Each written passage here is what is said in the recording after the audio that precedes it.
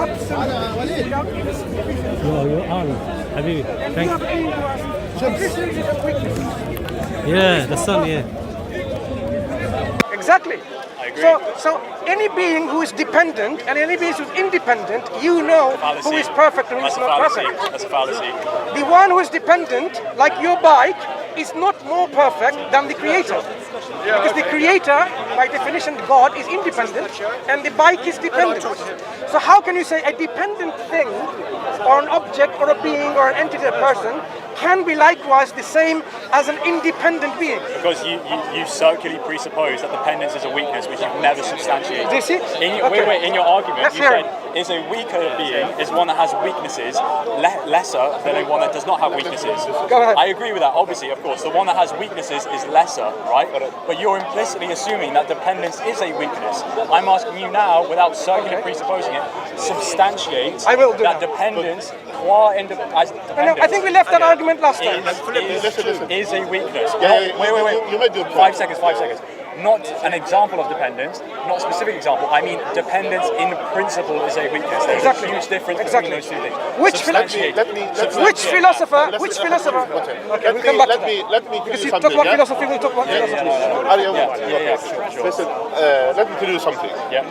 The simple thing. We all, us and you, we agree, is God all powerful. Yes. In principle, yes. What do you mean in principle?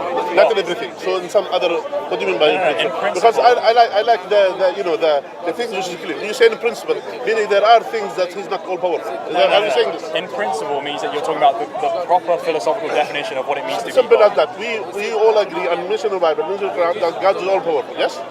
So if you say is all powerful, now when you say is all powerful, can God become not all powerful at certain point? Yes. Okay, that's true. That's the point. You see here. That's the point here. Ceasing to be all powerful. You see here. That's the Christian problem. That's the Christian problem. You see here. When you say they're saying like this, yeah. They're saying no, God is all powerful, but sometimes He chooses not to be all powerful. Can I parody this? Sometimes He will leave the power and become weak. Islam has this problem as well. One second. Islam has this One problem. second. One second. We'll come to Islam. Okay. Let's talk about Christianity. Yeah. So sometimes God will choose not to be all powerful, so He'll become weak. Now sometimes instead is God Almighty, they'll say yes. But Jesus wasn't Almighty because He was humiliated on earth. People, they hit Him, they tortured Him, and according to Him, they killed Him. Meaning He's not all powerful at that point. Adding to this, when we say to them, okay, is God is all knowing? So they say yes, God is all knowing. Now when it comes to Jesus, Jesus is ignorant of certain things, which means He's not all knowing. So there are, in the definition of Jesus to be a divine, that literally all the conditions that even the Christian and the Muslims and everyone, they agreed about the definition of divine, they will withdraw all of these conditions when it comes to Jesus. You see the point? That shows inconsistency in terms of defining the divine. I will ask him, what is the divine? Let's come back to you. Do you agree a being is more perfect in the attributes and characteristics, the essential characteristics that we agreed earlier? Okay. One who is dependent on someone else, or one who is independent? Who is more perfect and more absolute in So a mom is more perfect than the baby. That's what you're saying. When it comes to say, you've got two concepts of God. One God relies on someone else to do things. You're not saying that, though. I'm not talking about your God, Okay. right? That's not- So one God has to do everything that God tells him to do. Totally dependent. Takes orders. And in fact, cannot do anything apart from what the other God tells him to do. And the other God is totally sovereign.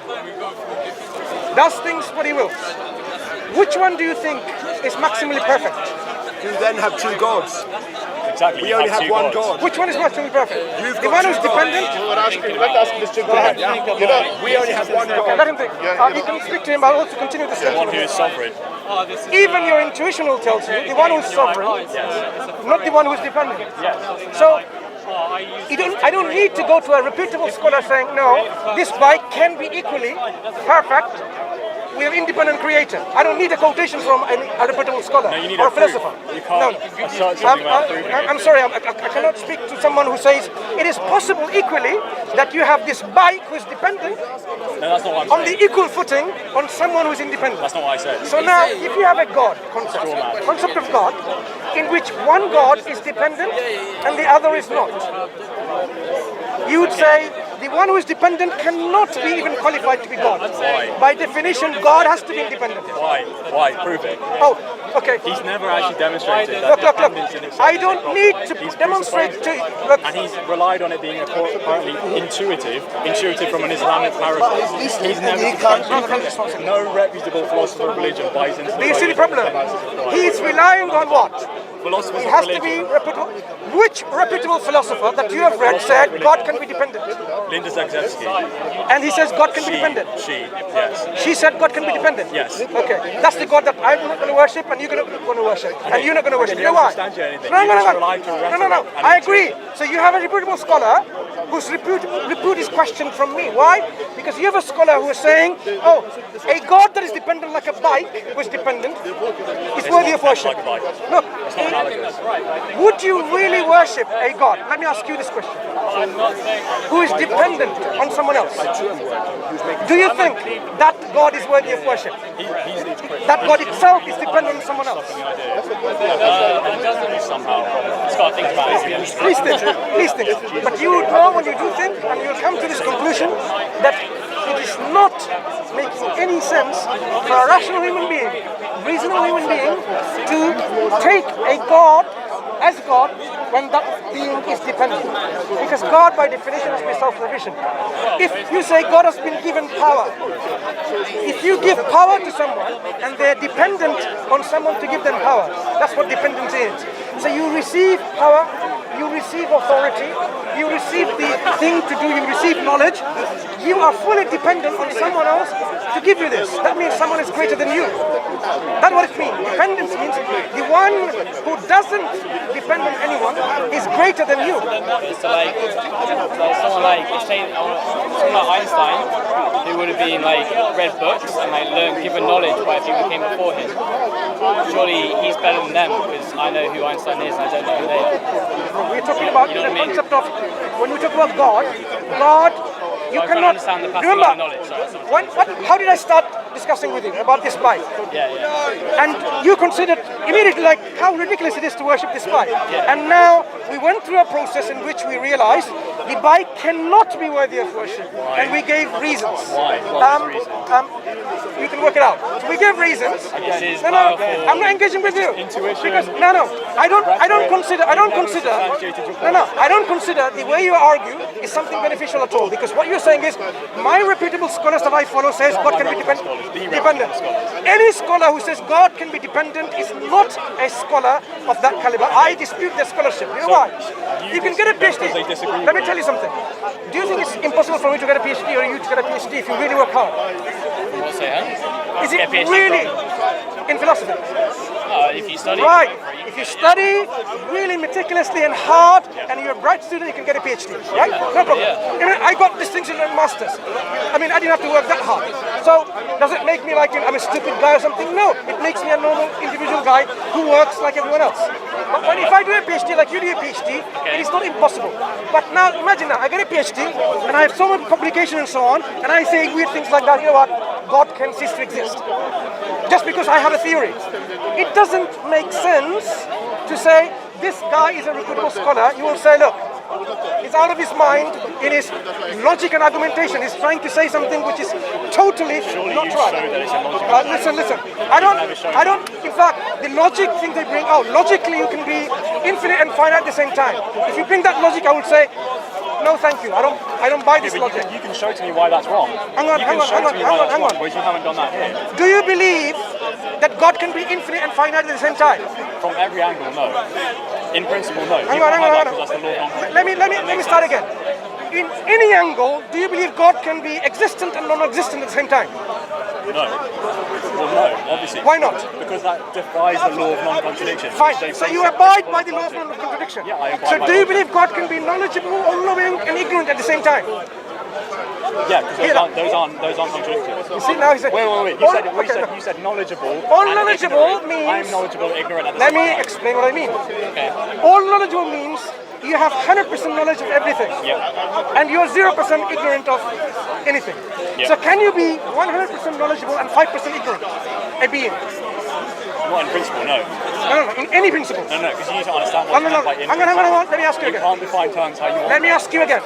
In any way, shape, or form in your logic that you study in Oxford, can you be 100% knowledgeable in something and 5% ignorant in the same thing? In any way, shape, or form? Yeah. Yes. See? Because he's saying, okay, look, if he's saying from every... That's Christian logic. This isn't Christian logic. It is. This is basic definitions. You said in any way, shape, or form. Yeah. Right? One way, shape, or form would be if you apply different definitions. Right? Is that Are you not going to any way, shape, or redefine at one point here form? You continuity said and you another? No, this is the reason. Well, you said it in any way, shape, or form. I'm just going with what you said. You Yeah. said in any way, shape, or form. Sure. One way to Give an example. obviate that problem would be to fallaciously define them wrong way. Give me an example. Okay, so I define all knowledge as literally knowing everything, and I define ignorance as having a bicycle, right? It's ridiculous. Hang on. Ignorance is defining what? As having a bicycle, something stupid, right? No, that's not the definition. That's discarded in the first Which place. is literally my When- point. no. That's literally No. my point. The reason when we talk about That's my knowledge, point, Mansur. look, as an Oxford student, you should really be more sensible. I am being sensible. No, I'm you're trying not. to show you how Let you me play with tell you something. definitions, and that's When why we you talk keep about honest knowledge, today. right? Knowledge means what?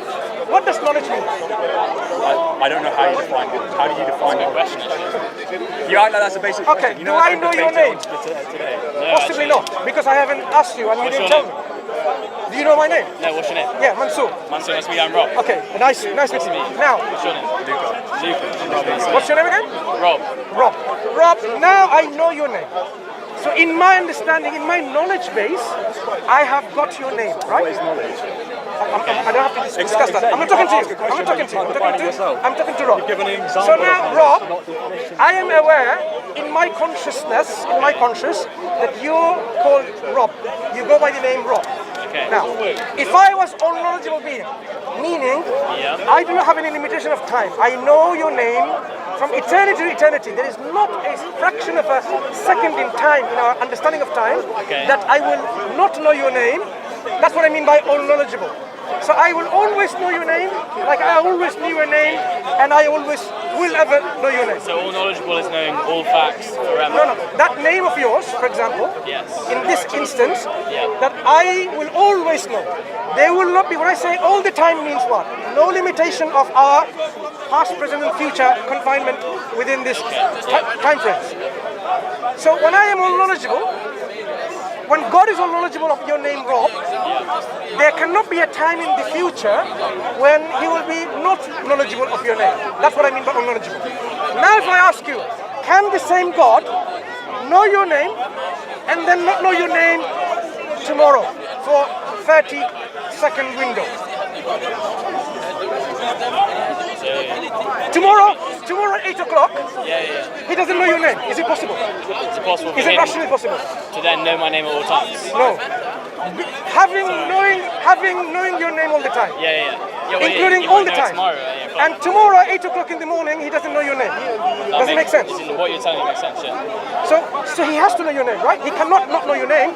He can't just simply say, oh, what was your name? 8 o'clock he says, Rob, Bob, Tom. He can't do that because I was already defined by all knowing means he knows it all the time. Okay. So that's what I mean. Can God be all knowledgeable and ignorant? The answer is no. That's Right. Why not? Can God be? He says, why not? Can I explain how Thank you, that's possible? thank you. I can explain how Go it's back to Oxford. I'm sure they If I teach can you very explain how well. it's possible, I don't need is the that relevant? explanation. Can you explain why it isn't? It is possible. Can you explain why it isn't? Now, he's showing why it isn't possible, and that's very obvious, right? He's shown that according to the law of non-contradiction, you can't have all knowledgeable and any level of ignorance at the same time, right? And I agree with that, unless there is a rectifying factor which then mitigates that difference. Okay, show us how we can. So the rectifying factor would be... So in this example, you're just saying Rob example. Yeah. Yeah, so, no, actually, because Give that example. we're all talking about God the Son. No. Rob. I'm keeping it No. relevant. I'm Rob. keeping it relevant. Rob. Because We want to talk about Rob. You It's can not start with analogous. Be fair, Jesus. be Start with fair. Jesus and then go to me. I'm not sure I can go to because it's not analogous. That's the problem. Because God the That's Son... why Christians try to avoid Because God the the Son problem they is suffer. not you and from. it's not- Don't try to avoid anything. Okay, That's exactly what he's doing. God the Son has God the Son. God the Son has God the Son. He possesses all the divine attributes: omniscience, omnipotence, omnipresence. No, they don't actually. They're different. Right? Okay, so he possesses all those. That's God the Son in principle as God the Son. God the Son, by his omnipotence, can also choose to take on an additional nature. That additional nature is a limited nature by his own free will. He does not. This nature doesn't cease to exist. It's not like when Jesus incarnated for 33 years, God the Son just puffed into an existence, because that would be a contradiction of his nature. Right? He always existed, but he assumed on an additional nature. That additional nature is the one which was subject to limitations by virtue of his own free will of choosing to assume that nature. Okay. Right? Now, this nature always had the omnipotence, omniscience, all those kind of things. It still possessed the divine attributes. There was never a time when he was ignorant and knowledgeable. That's why, in principle, God the Son still remained omniscient. There was no contradiction. We're not asserting that God the Son, qua God the Son, in his nature, just as it is, suddenly became ignorant, because that would be a logical contradiction. In the same way, we're not saying with the Trinity, for example, that God is one being and yet three beings, or one person yet three persons, because that's a logical contradiction. We are using the same terms in different contexts, and so they have different parameters under which they're fulfilled. Therefore, it's not a contradiction. So is it like... You can't apply to Rob, because Rob is not a divine person in the Trinity. Is it like... So let me tell you why he cannot go to Rob example. Because he knows every single philosopher that he studies, any philosopher that he studies. Wait, I might have the connection. I might not be there. Yeah. Is it like, okay, so I know your name forever apart from tomorrow at 8 o'clock. Because tomorrow at 8 o'clock I take some drugs and then I can't remember anything. So, I haven't changed who I am as a person. So when you talk about an all-knowledgeable being, affirming that he knows everything, this is an affirmation. That everything included 8 o'clock tomorrow. Sure, so I can know everything, but if I have some drugs and then it means I can't... God being drugged by who? He's independent. So I know it's not a perfect analogy. So I'm not talking about you, I'm talking about God. So God is all knowledgeable. At 8 o'clock, he still knows your name. You cannot say he doesn't know your name at 8 o'clock. Okay. Because he already knows that name. That 8 o'clock is included in his all-knowingness. You're right. Right. So now, if you have a God who is dependent for everything on someone else, okay, that God is not a perfect God. That's what I'm saying. So a God that is dependent. I'm confused between me and my nature.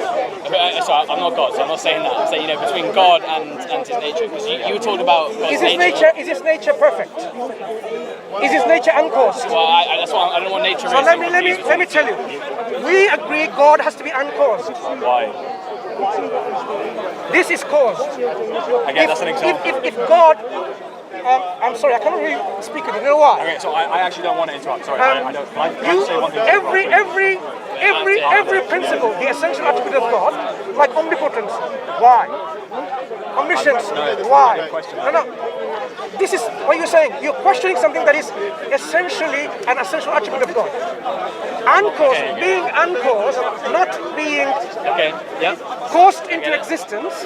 Because if you say, look, at one point, he didn't exist and he was caused into existence. Yeah. So was he eternal? Was he omnipotent? No, of course, he didn't even exist. We never said that. So when you question... Jesus was born as a person. When you question the uncaused nature of God, you're saying that means it's possible God was caused. If it's possible he was caused, mean at one point he was caused into existence. No. So that means there was something at one point he didn't exist. No. By that logic, yeah. By that logic, because that's what we mean by caused. What are you causing to? Causing to come into existence. That's what causation means. So God by definition has to be uncaused, not brought into existence. Yes. Right. Jesus is caused, or the Trinity second member is caused by the Father, by their very dogma in their belief. He's caused, he's generated, he proceeds, he's begotten, he's caused. The Father, according to the model of the monarchical model, like you try to, right? Whatever, any model, the Father is uncaused. So now you have a being who is uncaused, and you have someone else who is caused. They are not equal, are they? Someone who is caused and someone who is uncaused. If you say they are the same, I leave the discussion here and you go and study in Oxford and Cambridge and Harvard, whatever. But they're not the same. They're not the same. We've So never argued that. so if they're not the same, are they equal in their nature? Can you be different but equal? No.